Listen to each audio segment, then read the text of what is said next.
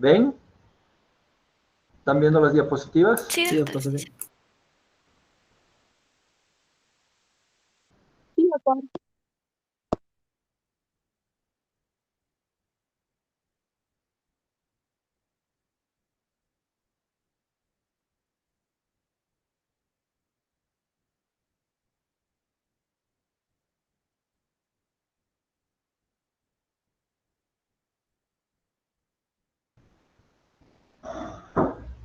Bueno, soy el doctor Edwin Soto. Algunos de ustedes me deben conocer, muchos tal vez no. Entonces vamos a empezar hablando de neuroendocrinología.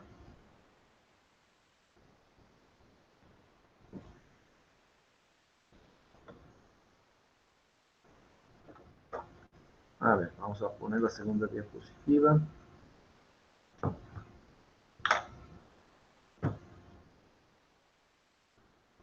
Ok, entonces, ¿están viendo? Sí, doctor. Sí, doctor. Este es el hipotálamo,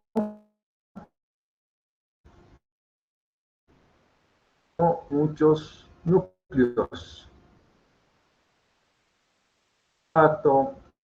El núcleo papilar, el paraverso. No importa que no se sepan todo. Lo importante es que sepan que en el hipotálamo generadoras de hormonas,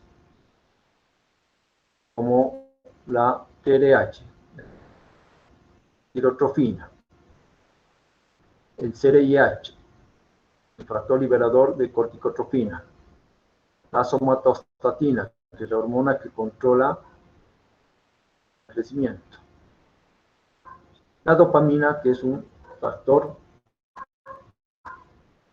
que inhibe a la prolactina, y también el GnRH. El GnRH es la hormona liberadora de LH y de FSH. Al principio se conocía como LH, LRH, que quería decir que solamente controlaba el LH. Después, desde que en 1977, Guillemin y Andrew Schally descubrieron, premio Nobel a propósito de medicina en esos años, que se llama GnRH.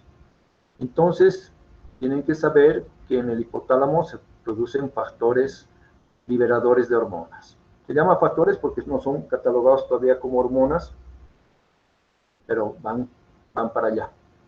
Y varios neurotransmisores que vamos a ver en el transcurso, sobre todo de la pubertad, generelin, entre otras, la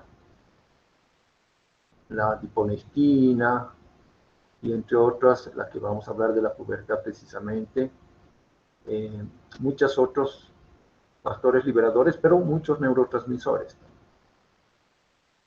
Luego bajamos a la hipófisis. La hipófisis tiene una parte anterior que se llama adenohipófisis, donde caben muchas hormonas.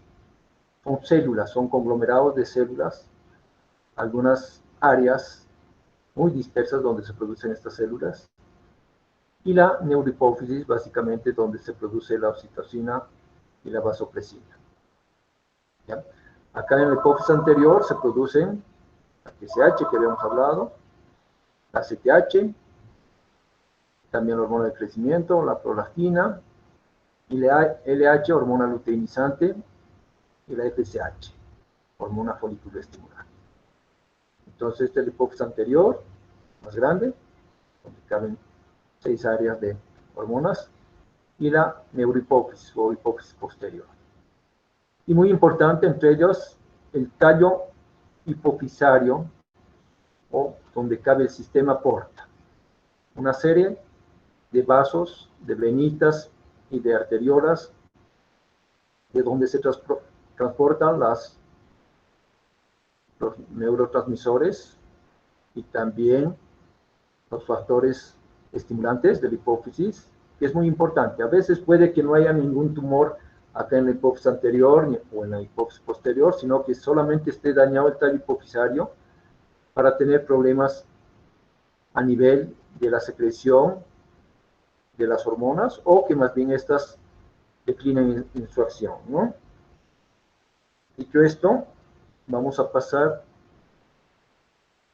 como un ejemplo nada más a la GnRH, la hormona liberadora de las gonadotrofinas. Las gonadotrofinas siempre son FSH y LH, hormona luteinizante, hormona folículo estimulante. Tanto en hombres como en mujeres. Daría la impresión que por su nombre solamente es en mujeres, ¿verdad? Pero los mecanismos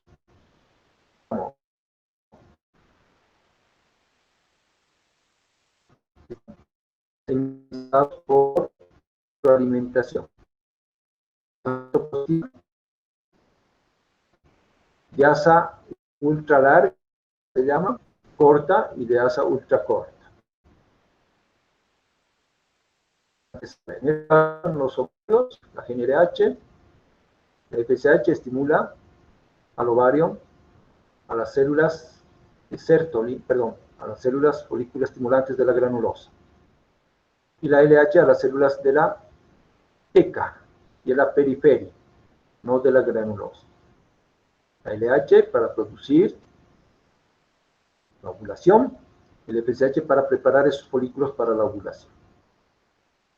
Es más, cuando una mujer va a ovular, en el pico más o menos 12-13, antes de la ovulación, podemos tener elevación de la LH.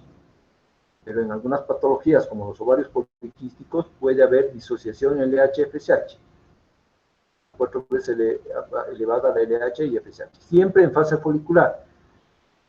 Es muy importante pedir cuando se debe pedir, no cualquier momento, ¿no? Ok. Poniendo en el caso de los testículos, tenemos con una serie de áreas nerviosas que habíamos mencionado, por ejemplo aquí una neurona que produce la GnRH, el hipófisis anterior, o se llama pituitaria. Vamos a llamarlo en una patología que se llama pituitarismo, una sola patología, pero pituitaria es un anglicismo. ¿Verdad?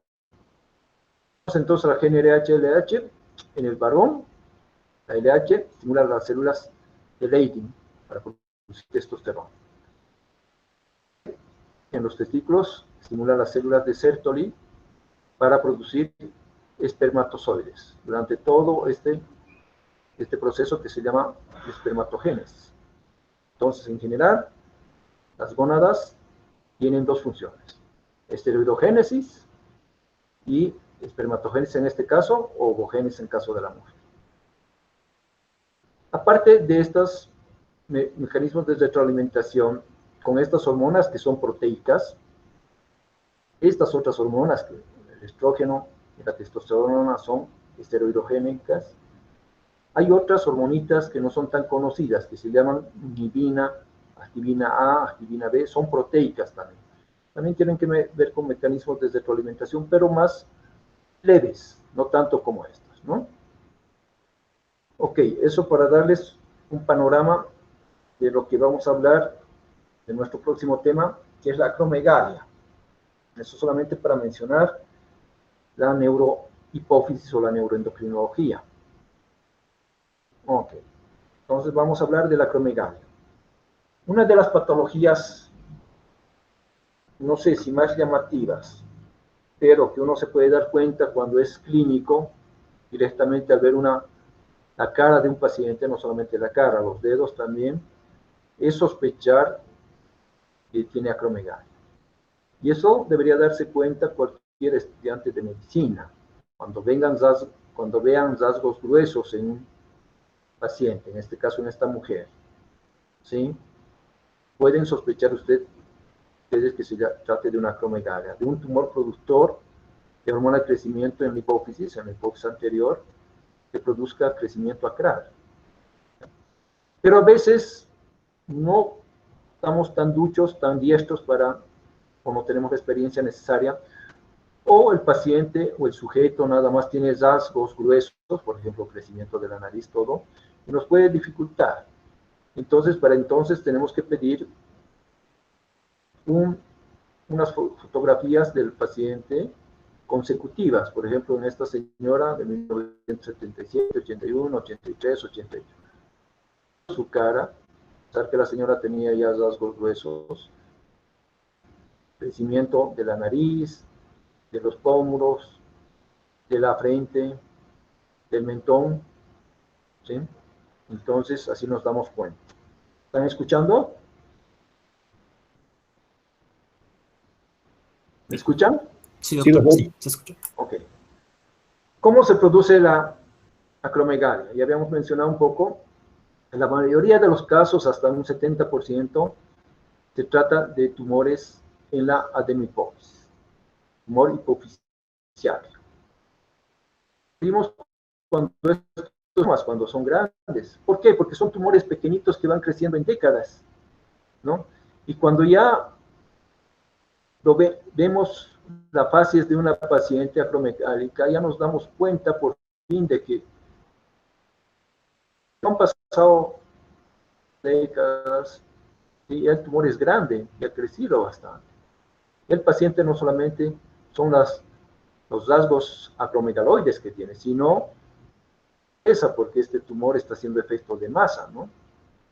Entonces, últimamente, ya desde hace una década, estamos diagnosticando incluso en Bolivia tumores más pequeños, o sea, ya tenemos pacientes que las diagnosticamos a los 30, 35 años. Antes diagnosticábamos a los 50, 60 años, cuando el tumor era muy grande. Tienes que operar, pues ya no sacabas todo el tumor y tenías que operar 2 veces o 3 veces o dar radioterapia y todo, ¿no? Pero la gran mayoría son tumores hipofisiarios y macroadenomas. Hay otros tumores productores del gen RH, del factor liberador de hormona de crecimiento que está en el hipotálamo, que habíamos dicho, pero son extremadamente raros y solamente hay hiperplasia de las células que producen hormona de crecimiento, ¿no? O sea, no vamos a ver un tumor como tal, sino vamos a ver un área difusa con hiperplasia de estas células. Y hay tumores que producen hormona de crecimiento ectópico. Son mucho más raros todavía. Hasta ese entonces, de la literatura revisada, un caso, les hablo de hace unos 10 años, debe haber algunos otros más, pero la gran mayoría, y puede ser pregunta de examen, son hipofisiarios, el adenohipófisis y macroadenomas. Ok. Hay formas aisladas de acromegalia, hereditarias, por ejemplo, este síndrome, que se abrevia FIPA, síndrome de adenoma pituitario aislado familiar. Tiene un carácter autosómico dominante, con penetrancia baja o variable. Esto hablando un poco de genética. Se han visto mutaciones también en línea germinal en el gen, en este gen, de una proteína aril hidrocarbonada, en la interacción de este receptor con esta proteína, donde está mutado este gen. Este gen tiene acciones de supresión, entonces si está mutado ya no hay supresión y esta interacción se produce mayormente. Cuando hablamos de endocrinología en general, y seguramente en muchas otras ramas como la microbiología, la inmunología, van a hablar del efecto receptor hormona, ¿no? Eso es lo que abre, ¿sí?, la acción del órgano blanco, lo que hace que ese órgano blanco, digamos, funcione. Entonces, en este caso de este gen, hay una mutación de este gen que precisamente es un supresor y se produce esta interacción y entonces, lógicamente, se produce una acromegalia. Estas mutaciones, en un tercio de las familias han sido reportadas por este adenoma aislado familiar, y más comúnmente en otros tumores productores de hormona de crecimiento y prolactina. Cuando hay una sobrelapamiento, o sea, cuando estos tumores son tanto de hormona de crecimiento como de prolactina, podemos pensar más en este tipo de mutaciones genéticas. Ustedes han debido escuchar de las neoplasias endocrinas múltiples, tanto la NEM tipo 1 como la NEM tipo 2. Sobre todo en la tipo 1 puede haber mutación en el gen menin, también otro tipo de gen, por un tumor supresor a menin. Y puede ocurrir con tumores también asociados a tiroides, ¿no? Entonces, estas son cosas que no les voy a preguntar, pero que tienen que saber que también hay a los genes supresores, ¿no? Entonces, no solamente piensen que es un tumor en hipófisis que se ha producido, puede haber.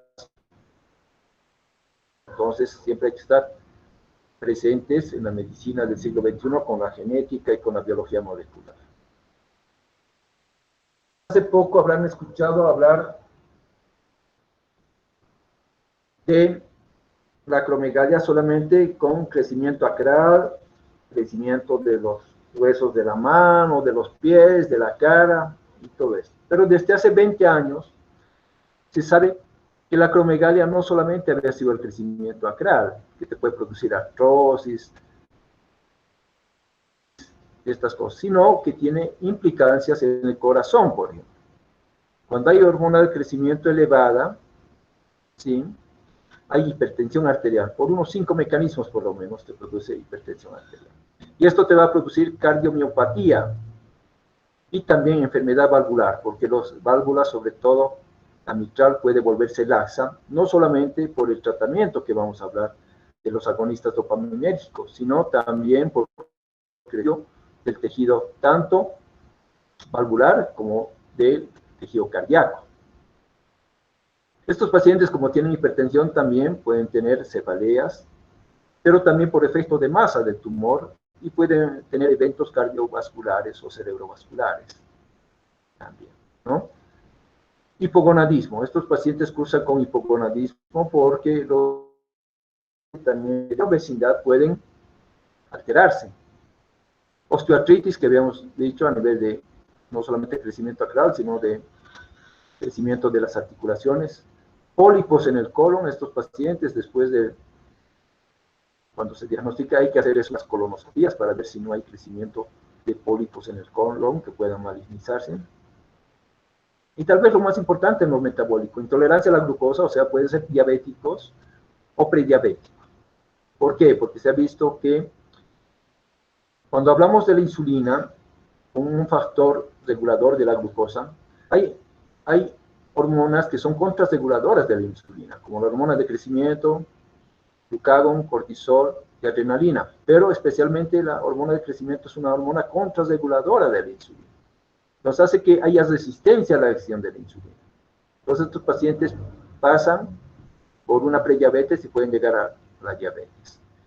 Y si se las cura del tumor hipofisiario productor de hormona de crecimiento, pueden normalizarse si son prediabéticos. Y pueden controlarse mejor si son diabéticos.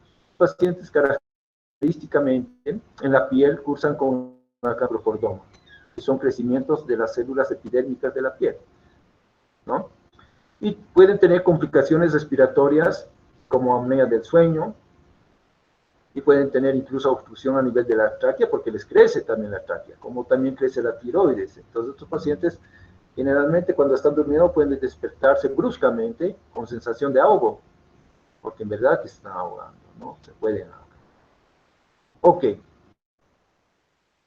Entonces, si estos pacientes tienen problemas como enfermedad cardíaca, como diabetes, ¿sí?, lógicamente su supervivencia disminuye.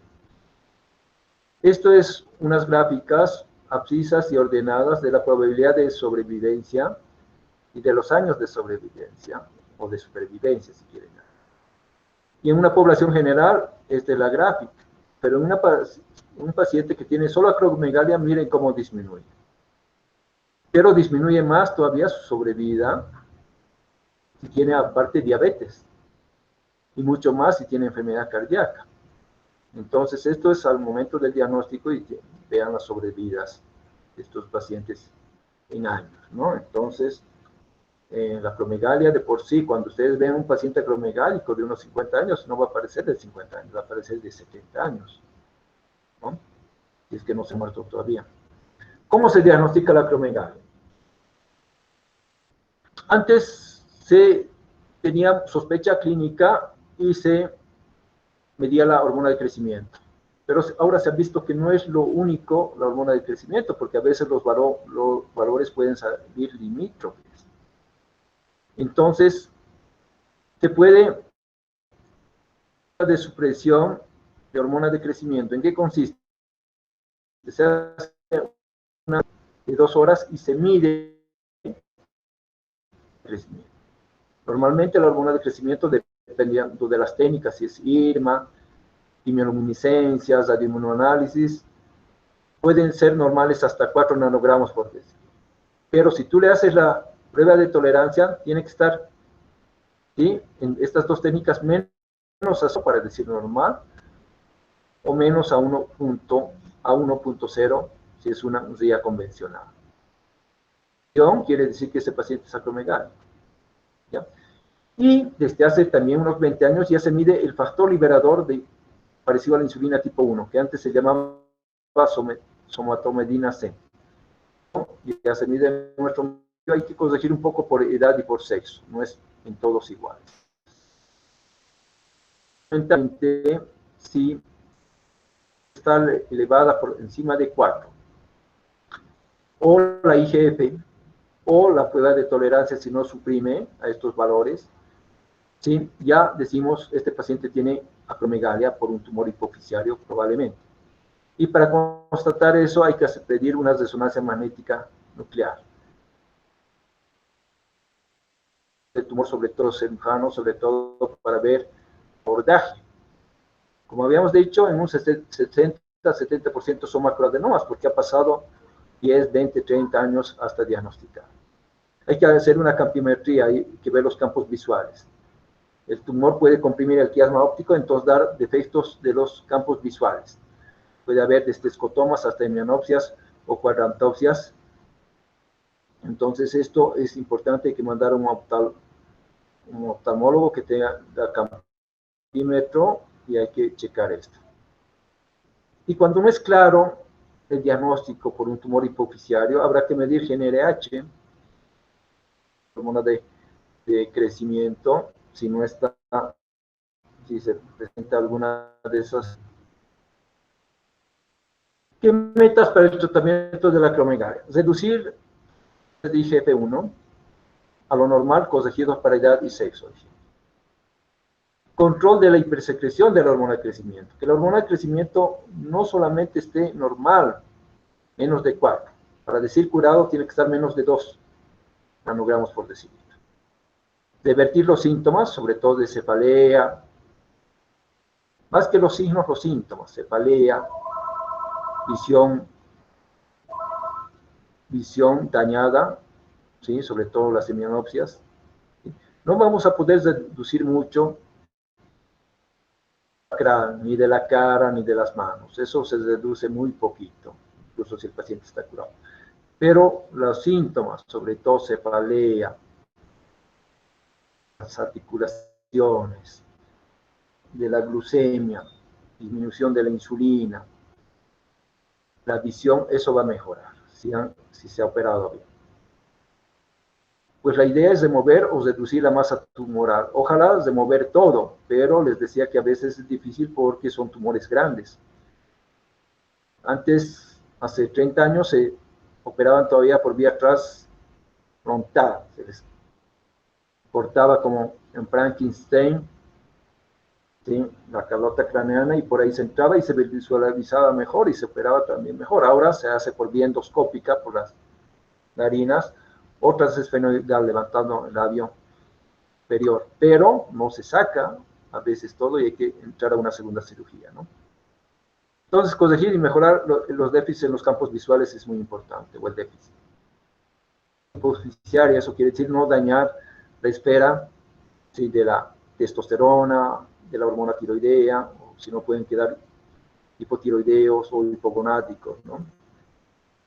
Y a pesar de eso se ha dañado, corregir los déficits hormonales que están presentes. Aumento en la mortalidad en acromegalia de acuerdo a los hormonas de crecimiento. En este caso, en otras unidades, en microgramos por litro. O sea, también la diabetes persiste. La enfermedad cardiovascular también, la artritis también. Pero si está más de 2, si no está,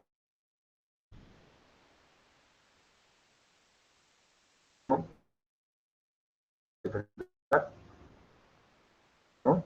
Prevalencias según el seguimiento y las enfermedades. Mortalidad en acromegalia con tratamiento. Entonces lo mismo. Si está a menos de 1 microgramo por litro, se comportan como una población normal, como una población control, digamos, ¿no? Bueno, la mortalidad es un poquito más, un poquito más aumentada. Si está a menos de 5, o sea que no está curado, mucho más. Y si está a más de 5 microgramos por litro en este caso, mucho más, ¿no? Este es el tiempo en años y esta es la probabilidad.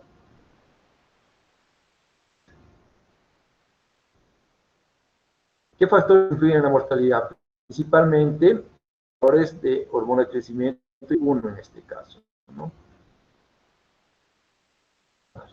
Menos de 2, casi control. Mayor mortalidad también. Y bien, básicamente los valores. Transesfenoidal, ¿no?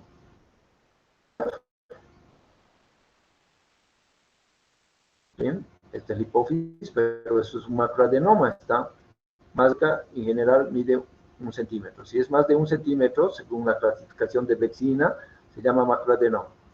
Si es menos de 1, microadenoma. Entonces es un abordaje por vía endoscópica, por las narinas, ¿sí? Y se trata de quitar todo. Pero como no tienes buena visión, a ver, tal vez vas a quitar solamente esto y te va a quedar esto, ¿no? Entonces el problema cuando son tumores grandes. Tasa de curación quirúrgica en acromegalia de acuerdo al tamaño del tumor y los criterios utilizados. Aquí ven una serie de varios autores conocidos, ¿sí? Famosos algunos. Como verán, pues la casuística no es mucho, porque más o menos la incidencia de acromegalia es 4 por 1.000.000 cada año, ¿sí?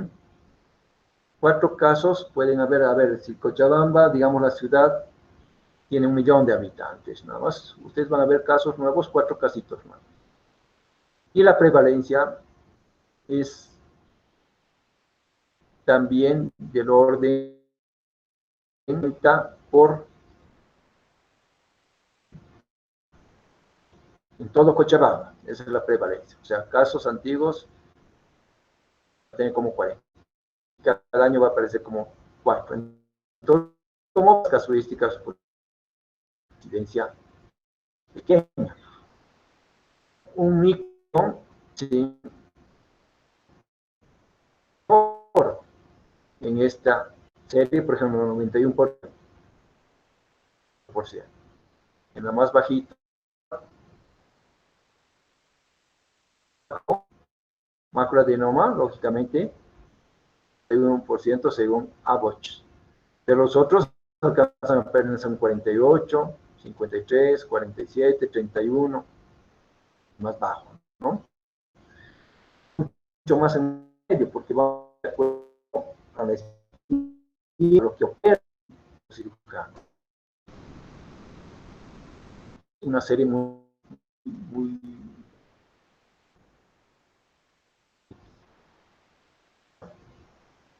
entonces, por ejemplo, acá en micros,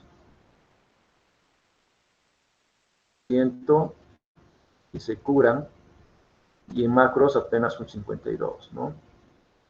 La casuística es bajita, 8 cirugías, 8 neurocirujanos, 78 el número, y 66 los casos que lograron curarse.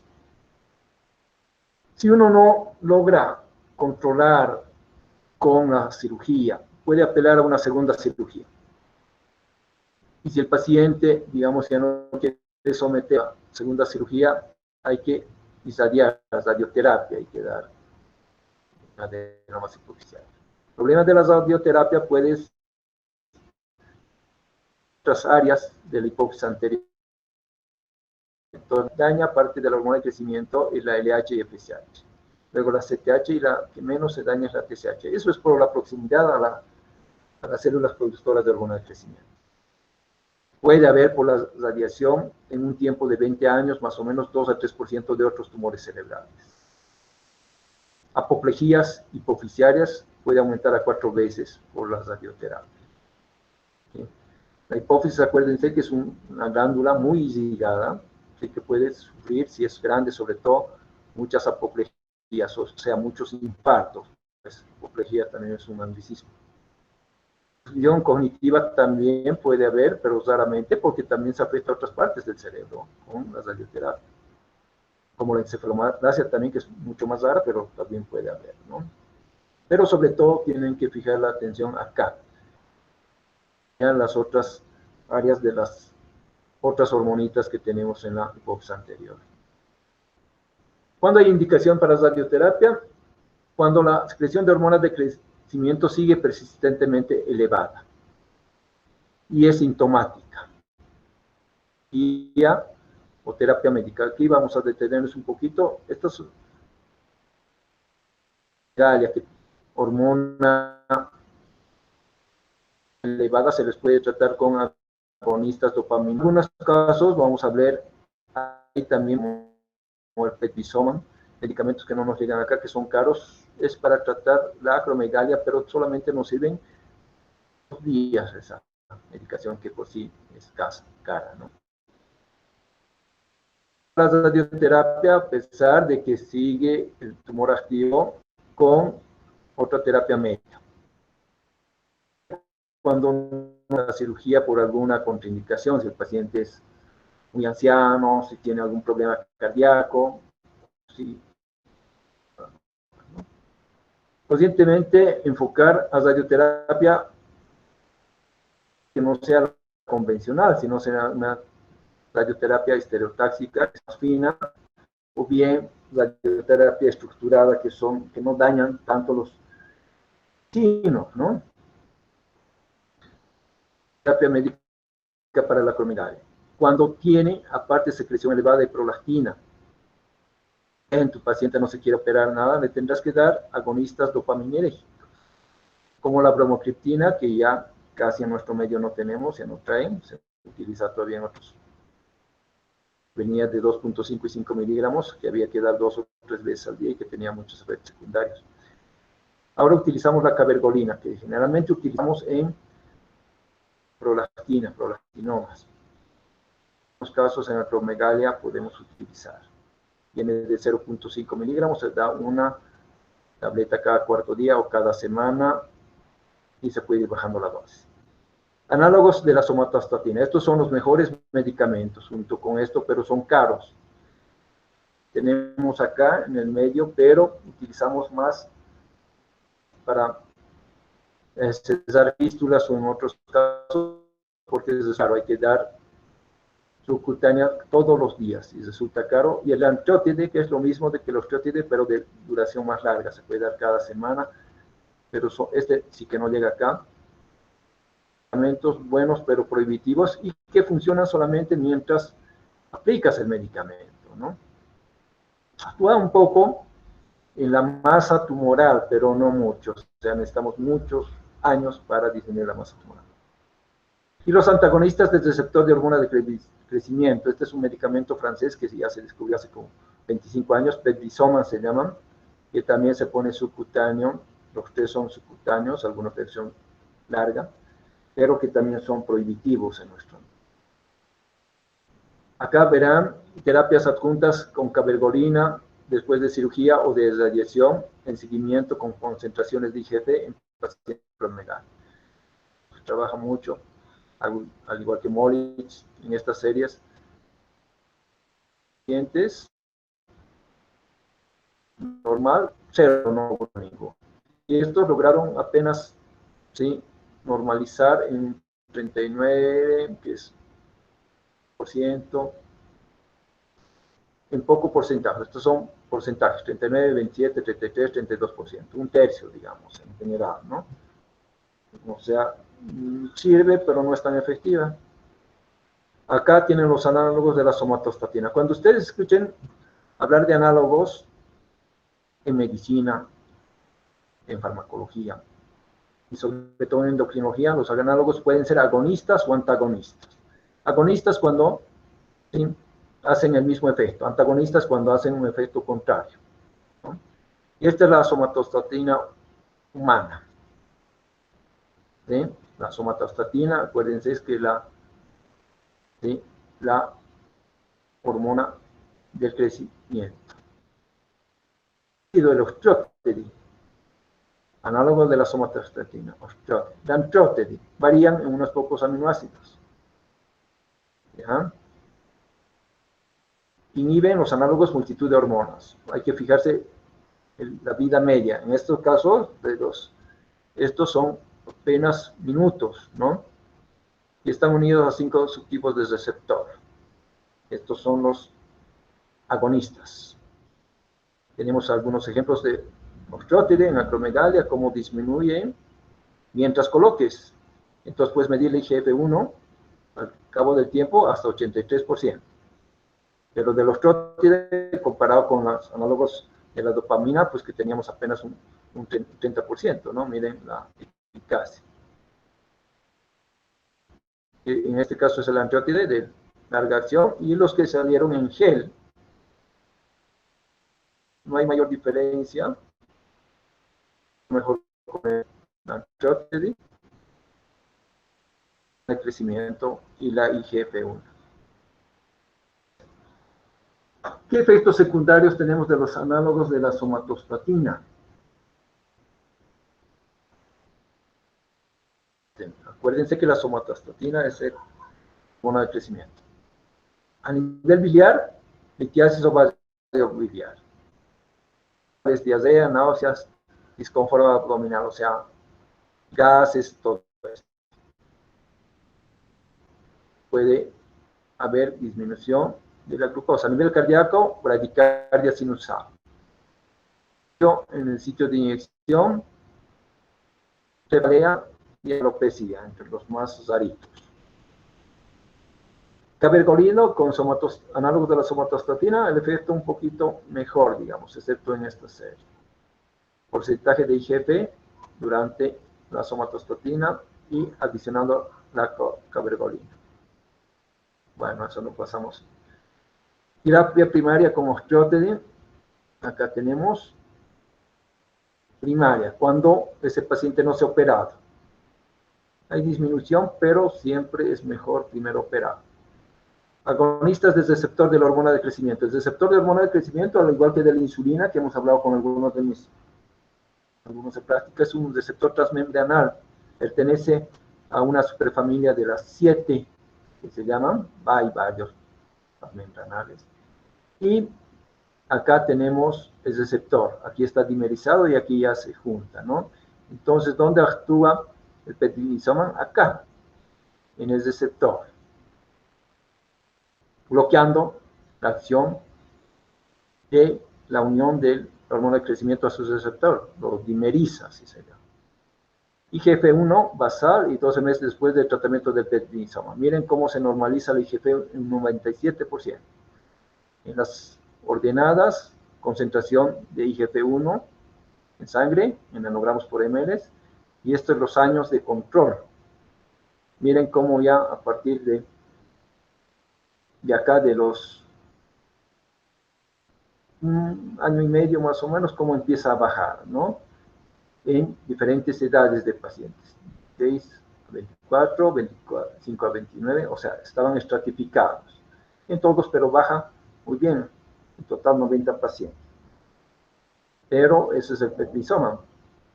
Acá podemos medir el IGF-1 y también la hormona de crecimiento, acá y acá, las amarillas, la IGF-1 y la celeste, la hormona de crecimiento, en meses. También va bien con el prednisona. Esto en pacientes, algunos no irradiados y algunos irradiados. Hay mucho, no baja tanto con la irradiación, por eso los niveles están ahí en la línea central. Este es otro que salió ya hace poco tiempo, hay muchos osteotes, cada vez salen, cada año salen más. Es un poco esto de la mercadotecnia, ¿no? El osteolín, por ejemplo, este es el único que se podía dar por vía oral, pero ha sido desechado también porque ustedes saben que la hormona de crecimiento, la insulina, son hormonas muy lábiles, igual que la mayoría de las hormonas proteicas, ¿no? Generalmente la digestión ácida del estómago los lastima, o sea, los hace que no funcionen bien, ¿no? Osteolín, al principio se hizo en ratas.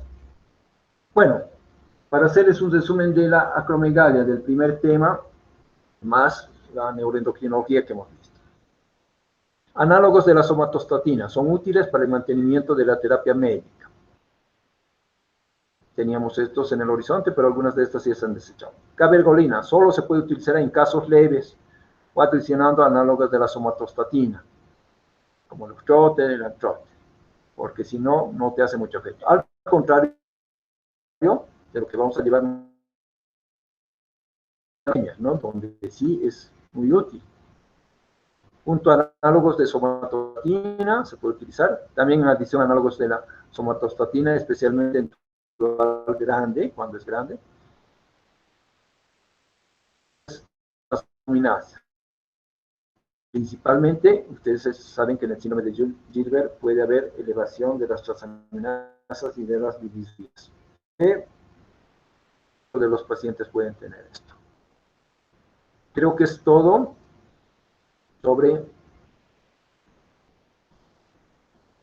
sobre acromegalia. Si tienen alguna pregunta.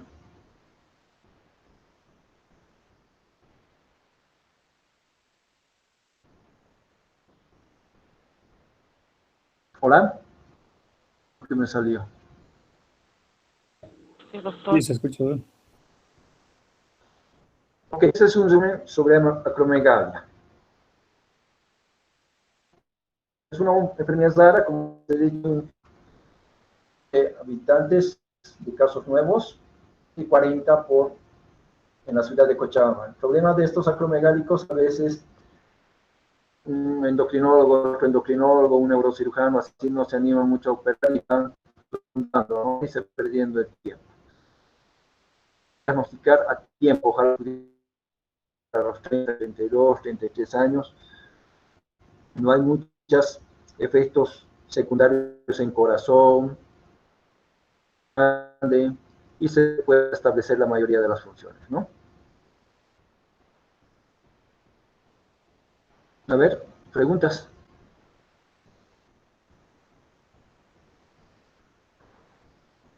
¿No hay ninguna?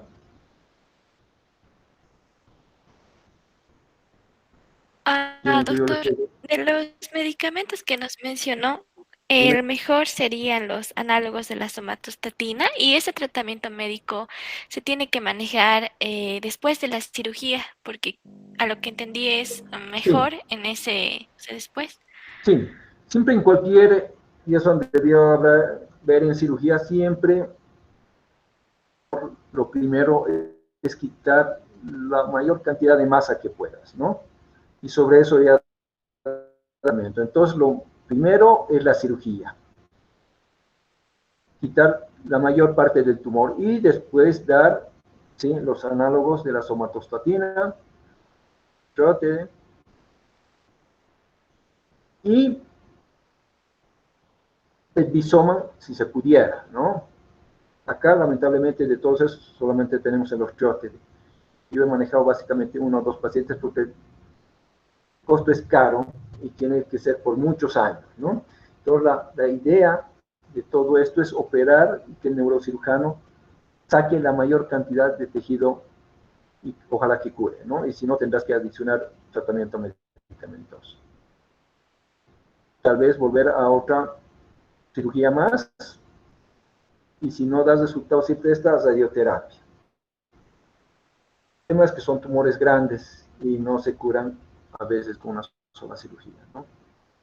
Ese es el gran problema. Por eso el mensaje es diagnosticarlos más a tiempo y ojalá pudieras operar un hipoficiario, menos de 1 centímetro, y saques todo, ya que tu paciente esté curado. Depende de la experiencia de los cirujanos también. Ahí en prolactinas les voy a mostrar, ¿sí? Debo tener alguna serie. Por ejemplo, se prefiere que en hospitales grandes, por ejemplo en Estados Unidos, opere 1 o 2 neurocirujanos de tumores hipoficiarios. Entonces estos adquieren mayor destreza. O sea, te operan, por decirte, 5 al mes o 6 al mes. Operen como acá, digamos en el Hospital Viedma, uno que esté operando al año. La destreza, o sea, cuanto más operas, das más ducho, porque son cirugías largas, además de 6, 8 horas a veces, ¿no? Una preguntita más, doctor. Si está acompañado de diabetes o enfermedad cardíaca, entonces el tratamiento es el mismo, ¿va a ayudar a ambas colaterales o tendríamos que darle otra cosa asociada? No, es el mismo. Tu paciente tiene que entrar a cualquier cirugía. Si su diabetes está controlada, entra nomás, no hay ningún problema. Si su ciencia cardíaca está controlada, también entra. Estos pacientes mejoran, por ejemplo, de la hipertensión, de la diabetes o de la prediabetes, si se operan bien. Si se curan, yo tenía una casuística de mis pacientes allá en México, ya hice mi primera tesis, 44 pacientes. A todos les tenía que hacer curva de tolerancia a la glucosa oral y es difícil, tienes que la piel y tienen una piel muy gruesa estos pacientes, ¿no? La mayoría de los 44 creo que se curaron, algunos que eran diabéticos, su diabetes estuvo mejor controlada y los que eran prediabéticos se curaron y unos 8 nomás entraron a una segunda cirugía después de 6 meses. Tienes que valorar a tu paciente que se opera de la acromegalia o del tumor hipofisario a los 3 meses y máximo a los 6 meses. Si a los 6 meses no está curado, le tienes que plantear otra cirugía o radioterapia o tratamiento médico, ¿no? Entendido, doctor, gracias. Ok, eso sería todo. Mañana empezamos igual, hablamos de prolactinomas. Doctor, una pregunta. También de 7 a 8 en nuestras clases. Les decía a sus compañeros, creo que con esto de Doctor, una pregunta. Si a una mujer embarazada se le detecta esa acromegalia, en ese hay que realizar hay que realizar la cirugía o el tratamiento o después del parto se puede realizar. después una mujer embarazada, dices, Sí, sí, sí. Es, referencia a una mujer no hay que operar, ¿no? Muy raros casos, por ejemplo, un cáncer de tiroides se opera si fuera un cáncer, pero después de ciertas semanas de desarrollo, las primeras embrionario, 8 semanas, no se opera. En la hipófisis, en una acromegalia, mira, has esperado, digamos, 20, 30 años, o tu paciente se ha diagnosticado en 20, 30 años, pues no te cuesta esperar 9 meses más, ¿no? Entonces, no, hay que esperar a que se alivie tu paciente, a que tenga su parto o su cesárea. Más relacionada vamos a hablar cuando hablemos de prolactinomas. Está embarazada y tiene un prolactinoma y lógicamente no le puedes dar medicamentos porque para la prolactina, porque esa mamá tiene que producir leche para el bebé. Entonces de eso vamos a hablar mañana. En esos casos le suspendes el tratamiento, tienes que ver nomás la evolución de la prolactina mediante métodos bioquímicos, ni siquiera puedes saber que la mujer está embarazada y después de que se puedes revalorar, ¿no? Eso vamos a hablar mañana. Pero tienes que esperar. está bien, doctor, gracias. Ok, mañana les decía, vamos a avanzar en la misma hora, de 7 a 8, prolactinomas. Y les decía a tu compañero, a Eric, que pues creo que han cambiado lo siento por esto de los horarios, todo. Antes, todo el tiempo yo estoy en la facultad ya como 23 años. Y siempre se ha dictado medicina interna de 7 a 8, incluyendo las presenciales. Virtuales también de 7 a 8. Yo sé que algunos por comodidad han cambiado sus horarios, todos los cirujanos también creo que han, no sé, les he dicho a Erich que me aguanten estos 3 días, porque yo ya lo tenía programado y no crean que no me he preocupado. Hace 2, 3 semanas estaba averiguando cuándo terminamos la área, el departamento, todo, si no se habían desagado el lunes, por ejemplo, todo eso, y nadie me dijo de los horarios, ¿no? Entonces, hasta el viernes vamos a seguir en este horario, y el viernes en este horario, para después de volver a partir de tener 3 clases todavía con ustedes, o si prefieren de 8 a 9, eso podemos programar un poco, pero me va cercano también con sus otras materias, ¿no? Pero hasta el viernes llevamos de 7 a 8 y luego me avisan, ¿ya? Entonces llevamos programas.